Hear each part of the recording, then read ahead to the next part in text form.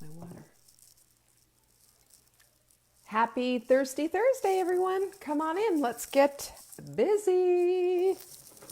How is everyone's Thursday going? We are just working on it. I got a really good recipe for you tonight, too. I can't wait to share it with you. Anyone here? I'm just going to stay here. There's one. I see it coming.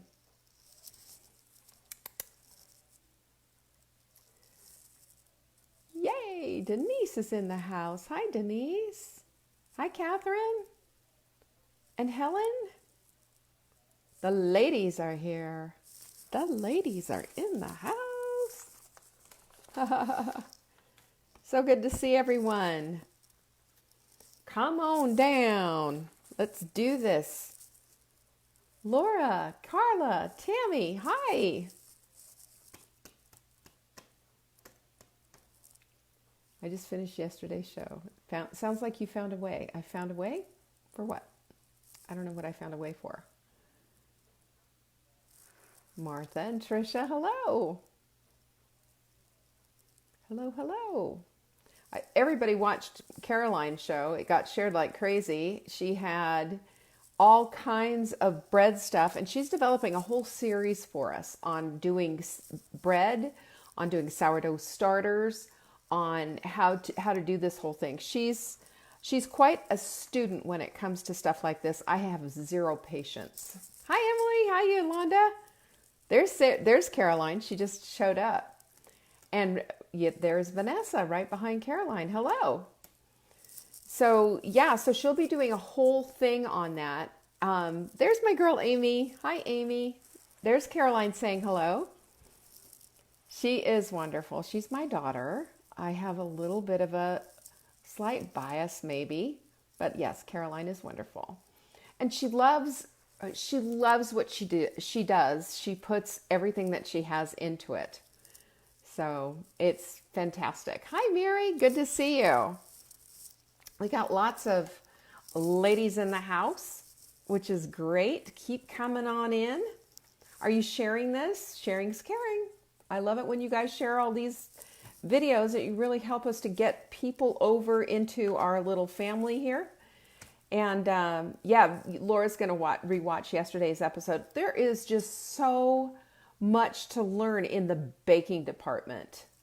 She is, for me, it was like, made a decision a long, long time ago, and Caroline knows this. I mean, we barely baked it when she was growing up. I would bake a cake for birthdays. I would bake occasionally brownies or cookies or, pies and what have you, and desserts on holidays. And we did cookies, of course, but it was not, we weren't big into baking, and it certainly didn't happen every week. If it did, you would have had to roll me in, because I like that stuff, just like everybody else. And, again, we talked about this at Full Bloom.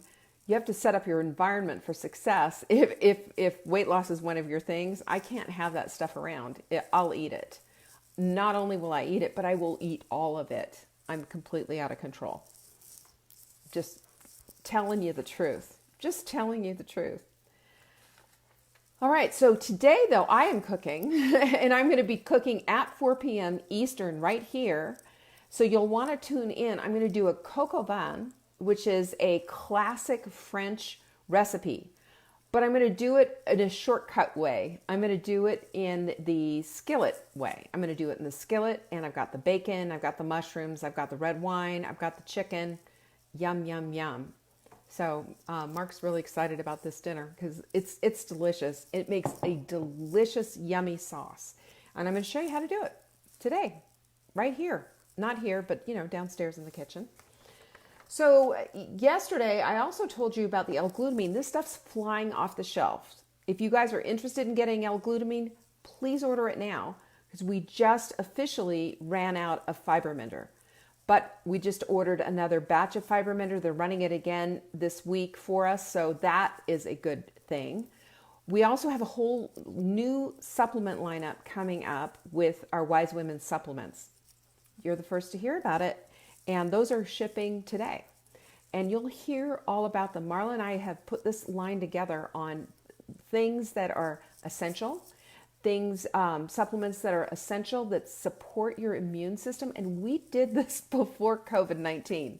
So we're excited about that. We got really good pricing on it because we're ordering a lot.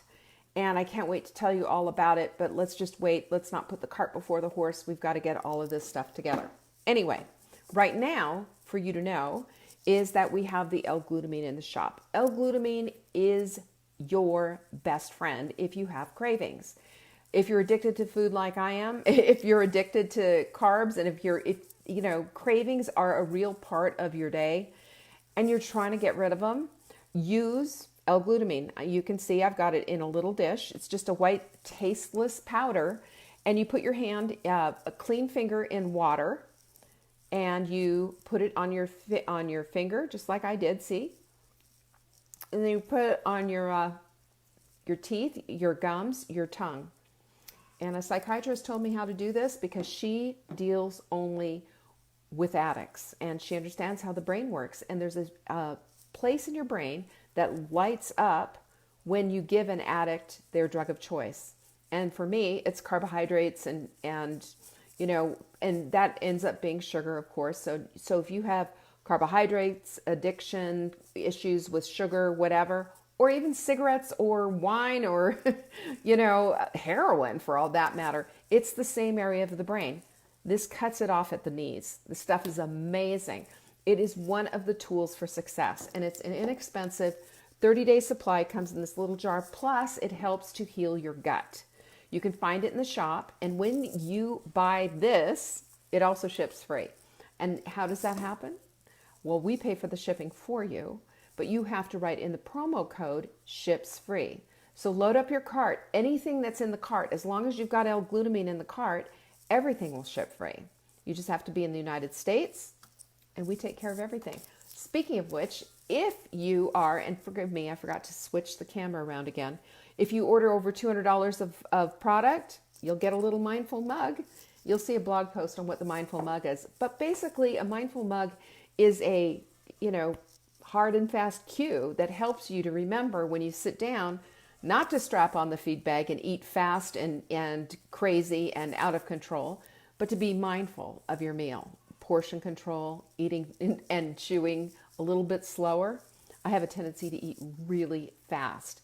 And when I have a Mindful mug, it reminds me of the way I want to treat my meal mindfully. So that's what that's all about. Fun, huh? Our quote of the week is, it's not going to help you, is it?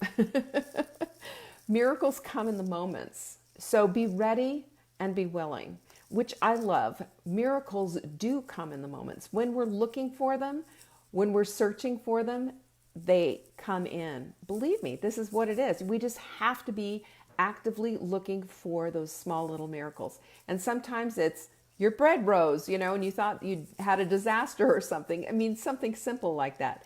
There are so many different ways in which little tiny miracles can show up. Your child says something nice to you, whatever. When we're looking for those miracles, I promise you they show up. And that's why you need to be willing and ready. That's what Wayne Dyer says. And I say amen, Mr. Dyer. You've got it right.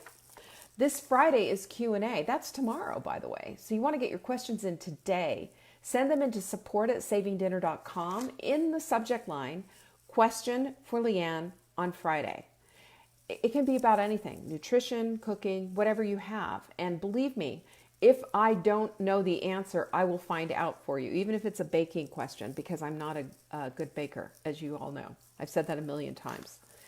Perfect Paleo Protein. We have vanilla in the shop, but it is selling fast. If you want it, grab it. It is going fast. All of our supplements are going fast. My high, strong suggestion is you put L-glutamine in your cart and get everything else that you want, because like I said, this stuff goes so fast, and getting our supplies back in and reloaded is a small act of God. So take advantage of it. Ships free is the promo code that you put in when you get your L-glutamine. All right? Are you going to watch me at 4?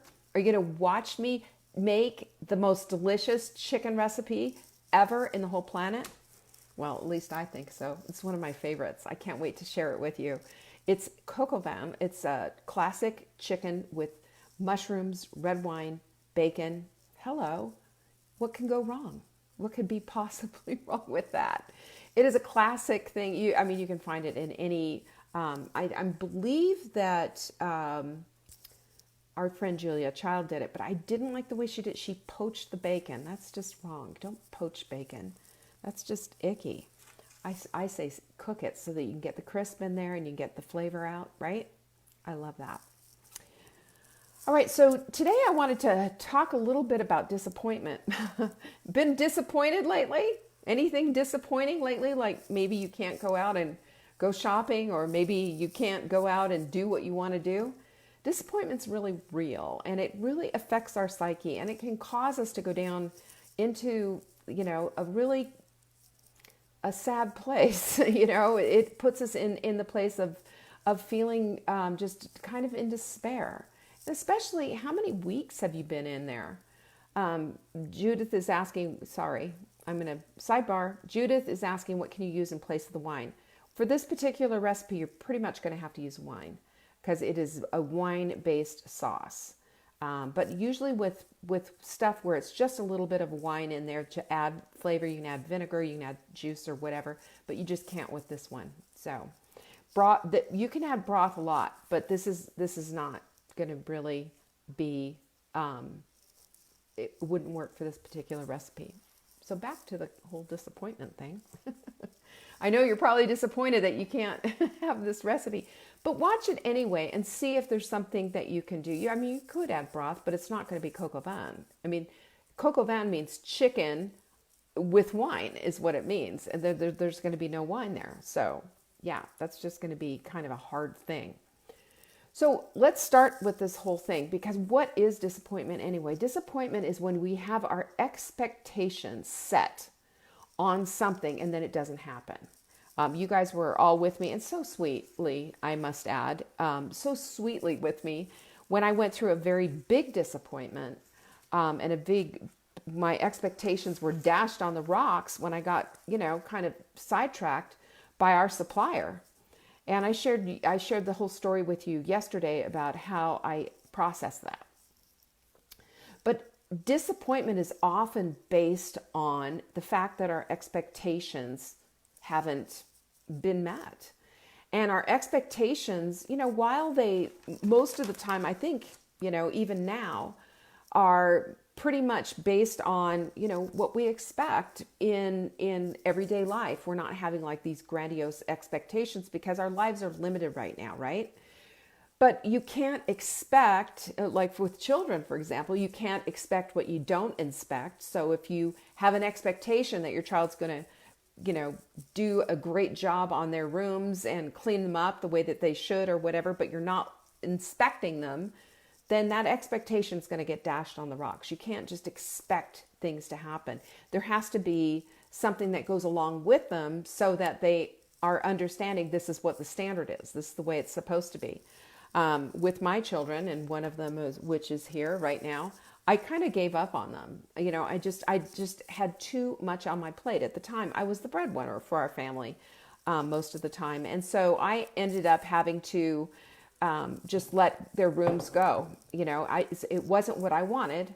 And my whole idea was just like close their doors and just not make it a part of the whole thing. But disappointment comes in other ways besides expectations being from your children. The other place that you find this happening is just like with expecting that your husband's going to say something great, or expecting somebody to help out, or expecting things that don't necessarily connect. And one of the things that I have found is that our expectations aren't met, and we go into the disappointment zone, and then we start to fall down and go into the dark place. One of the reasons our expectations aren't met is because we haven't let them be known. Have you ever noticed that? It is the truth.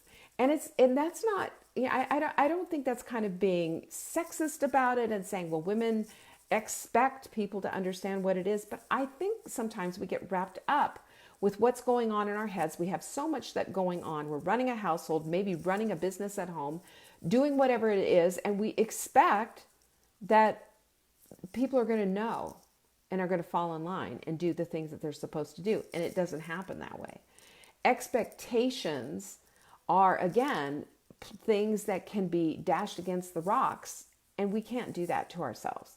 So what we need to do in order to really, and if this is an expectation that has been fully communicated, and then we've had this disappointment with maybe somebody giving you their word and then, backing out, I understand what that feels like. I had that happen to me as completely 100%. But when that happens, there's only one thing that you can do. And the very first thing that you can do is that you face that situation. You don't ignore it. You don't pretend it doesn't exist. You have to face it, because denying it is to deny your feelings about it. It's to deny that it even happened. And it doesn't help to change the situation at all. You have to take a look at it. You have to face the truth. The truth is, this person said they were going to do this. They didn't do it. You're disappointed. So this is the reality of the situation. Go ahead, embrace it and just say, okay, so this is the truth. And if it's something that's huge, and if it's something that is like the loss of a career that was treasured, or a massive disappointment, I believe that we all have the right to our feelings, and we have the right to process them, and we have the right to mourn the death of a dream, for example. We all have dreams. We all have expectations. We all have things that don't happen the way they're supposed to. And then disappointment comes and takes over for that. And disappointment can be a car ride to a place you don't want to go. But disappointment can be also processed if you follow the steps, I believe. So first of all, you face the truth. Second of all, you have to allow yourself to mourn the loss of that dream.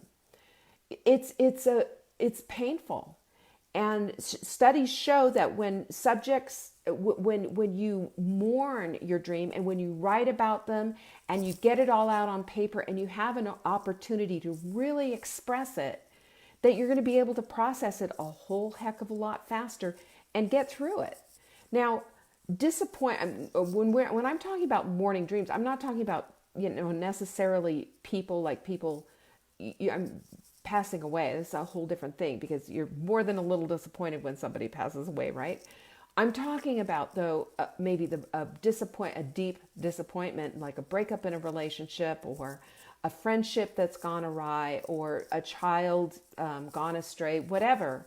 When those things happen, they have to be processed, because you had dreams for that friendship, you had dreams for that child, you had dreams for that relationship. And now it's not happening, and you're left with a lot of disappointment. It is absolutely crucial that you allow yourself to feel this. If you don't allow yourself to feel this, you're going to be putting things aside, and it's all going to come up later. Processing things is just absolutely 100%. It's a deliberate process of doing this, and understanding that you're going to sit down and do the work of dealing with this whole thing. And the other thing, though, the third thing about this whole thing is that you have to realize that you're only going to put on the mantle of victimhood if you choose it. Do not be a victim of this. Do not ever be a victim of disappointment. Victimhood is a soul sucker, and it will take everything out of you and make you feel like there is absolutely nothing left of you, and that the accuser, the person or whatever who is maybe making you feel like this victim, is the one who's going to be the victor, not you. We have a decision to make every time things come up, that we put ourselves into this place of victimhood. We do put ourselves into this place. We might have been a victim, but it's when we choose victimhood as who we are, instead of being victimized as an action. When we choose victimhood, that is our identity. And that does not serve us at all. And that's like the overriding thing of what happens with such incredible disappointment. But it doesn't have to be. It's a decision to be a victim. If you've been victimizing is an action that has happened, but being a victim and choosing that as your identity is a choice.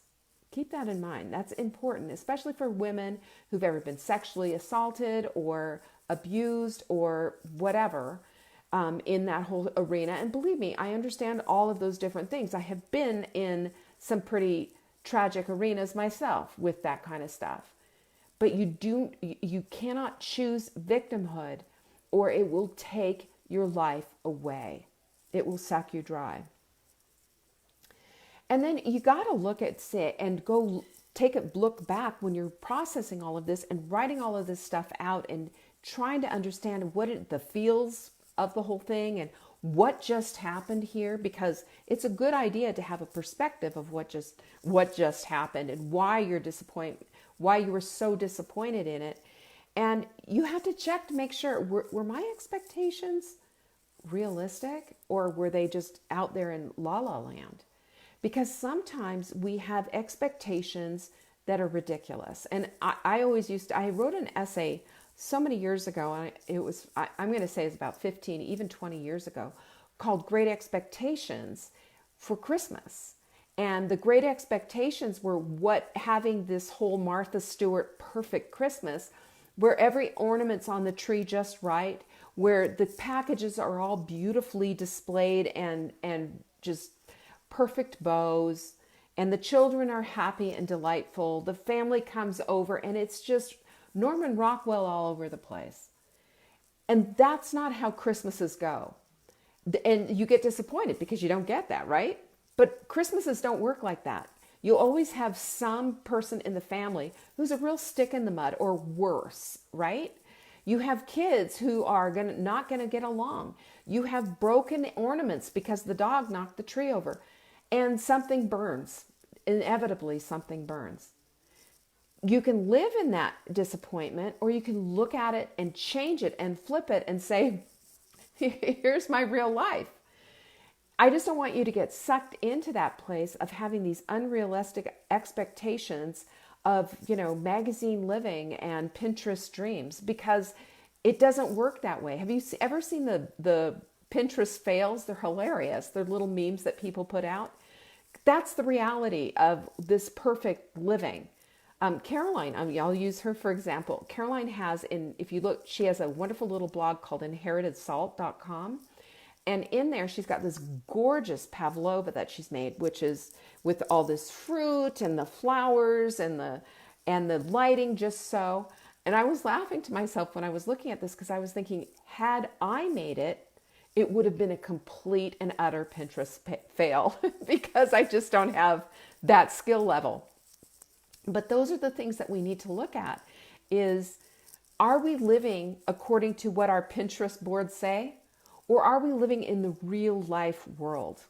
Real life looks a whole lot different than our Pinterest boards, doesn't it? Our houses don't look like that. The food that we cook doesn't look like that. Our families don't look like that. We're not dressed in matching jumpers and all of the rest of it. It's so painful to have these great expectations, because we'll never get to this place of really living them. And you see families with their perfect, family portraits. They're all dressed in the matching denim and everything. And I used to have a real thing about my whole life when I was, a young mom, and just comparing myself to everybody and having my expectations dashed against the rocks, because we didn't have the money for that stuff, or we couldn't do that kind of thing, or I didn't have my, perfect family unit like this and having the pictures done every year. We didn't have vacations that looked like that. And, I went to, and I started to think about, what was it all about anyway? Well, I was the family breadwinner. I couldn't do a lot of those things. I couldn't stop working because it was all about, this is how we kept the family alive, the family afloat. And having that using having those expectations and comparing myself sucked a lot of joy out of my experience of as a young mom. But then I look back and I see the joy in the moments. Again, I go back to that quote, the miracle of the moments. There were so many of those that we had that were just in the everyday moments, that weren't in the perfect pictures, that weren't in great family vacations, but they were in the moments. And when I started to really look at the moments, and believe me, when I tell you this, it took me until my kids were about, out of the house before I stopped doing that. That comparison was such a killer and such a disappointment, and it sucked my joy out of my life and out of my mothering. And when I look back, I think, I wonder how much my kids saw of that. I'm sure they saw a lot of it. But I also would, try to build up, what we had. And what we had was just quite enough and quite lovely, I thought, anyway, at the time. And what a great child. And I used to tell my children all the time, you're having a wonderful childhood. And I remember one time, Caroline, I'm telling, if she's still listening, I'm telling a secret here of what I remember. Steve, oh gosh, I can't even remember, but it was on the Johnny Carson show 8 million years ago. On the Johnny Carson show 8 million years ago, this particular Johnny Carson was asking his guest how his kids were and how they grew up with all this celebrity and everything like that. And he said, every single day when I tucked them in, Steve Allen was his name, every single night when I tucked my children into bed, I'd say their little prayers, and he said, and I'd tell them, you are having a wonderful childhood. And he said, now, when we talk to them, they're adults and what have you, that you can hear them saying to my grandchildren, I had a wonderful childhood when I was growing up. And he said, they had a normal childhood, just a regular childhood. It wasn't anything spectacular, but I told them every single day that it was a wonderful childhood. So their whole idea, their disappointment of what was happening was overridden by the fact that they were told something different every day. And I love that. And when I saw that, I started doing it myself and telling my children, you are having a wonderful childhood every single day. And I remember this one time when Caroline and Peter, my children, were together, and Caroline said, what are you talking about? Peter was saying something about how awful something was. And she said, what are you talking about? We had a wonderful childhood. And I went, yeah, give one to the team there on that one. In dealing with disappointment too, you have to be kind to yourself. You have to be kind. You have to be gentle. You have to give yourself a whole heaping load of grace. Disappointment happens, but it doesn't have to take away all of the joy that you have in your life. It only happens when you compare. And when you compare yourself to this family over here and that family over here, this woman over here, that woman over here, her weight loss, your weight loss, all of that. If we spend all of our time on that, it not only are you going to be disappointed, but your joy is going to be gone and there's going to be nothing left for you except scraps. And who wants that? I don't want scraps. I want to sit at, I think about scraps. Think about a dog underneath a table at a banquet table getting the scraps. And then think about sitting instead at the table yourself. Even better, sitting at the head of the table. That's where your rightful place is. It's not on the underneath the table getting scraps. That's what disappointment is. It's just scraps, just little pieces and little shreds of what could have been. But there is always a silver lining. We learn something new. This whole, sheltering in, we have an opportunity to learn new skills. We have an opportunity to build connections in a way that maybe we didn't have before.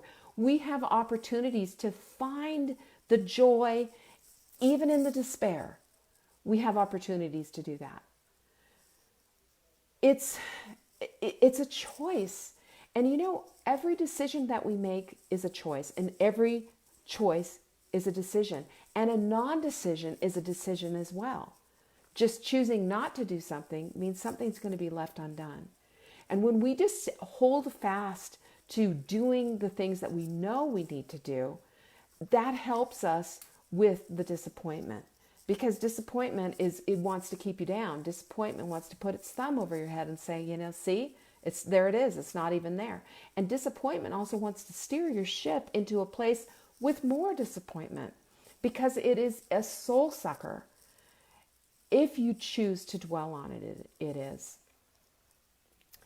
But the other thing is, and I've taught you before about this whole perspective thing, turn and just a little tiny bit, look a little bit differently at it. Have a different perspective. What could be different? Where could the blessing be? What can I do differently? Now what? Those are questions that when you ask yourself, then you can have a whole new outlook, and maybe something new will come along, and maybe it's even going to be better than what your original expectation was. Those are the things that we can bring into the equation so that we're not left with just the leftovers. And the other thing is, I need you to listen to me for half a second. Dig deep, because inside of you is a lot of grit. Inside of you is a strength that you didn't know you had. And inside of you, you have everything that you need in order to overcome even grave disappointment. You have it. You just haven't found it yet. So if you are looking, and I've said this 100 times, I will say it 1,000 times, you have to look up, you have to look out, and you have to look in. This is where God is, this is where your community is, and this is where your big, beautiful soul is. This is your beautiful self, your knowing, your intuition, God. This is the empathy that you feel for others, your creativity, your imagination. It just needs a little stirring up. So stir it up and see what you got. Use a journal. Talk to a friend. Get it all out. Cry, scream, do what you need to do, but get to the place of being able to put it out on paper so that you have a plan. You can develop a plan even out of disappointment, especially when you start to look for the blessings, the answers to the new thing that's just around the corner, and that's your expectation. It's amazing what happens. Failure, disappointment, expectations dashed against the rocks, it's part of our lives.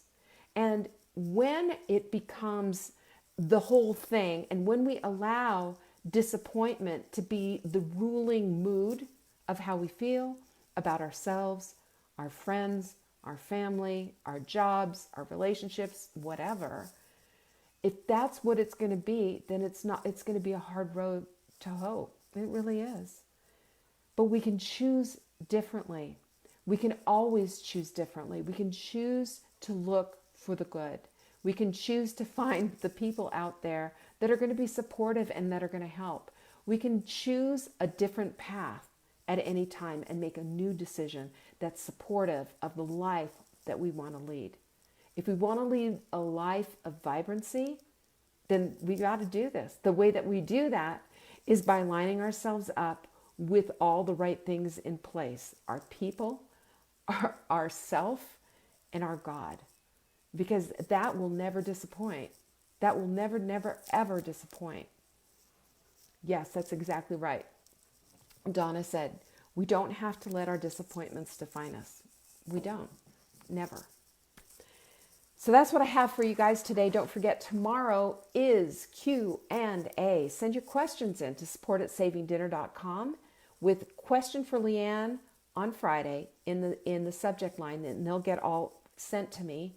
The other thing is, don't forget that if you want to support us at Saving Dinner, which we need your support, I'm just going to put it out there. This pandemic has really hit us hard. If you'd like to support us, we have lowered the price of our Dinner Answers program, which gives you menu recipes and shopping lists every single week on Tuesday. Any way that you eat, as long as you're eating food, we'll help you out with it. And you also have access to our database of thousands of recipes. But if you sign up for this, it's $7 a month. That's nothing. $7 a month. You support us and we support you right back in helping you get your family back to the dinner table. You'll love it.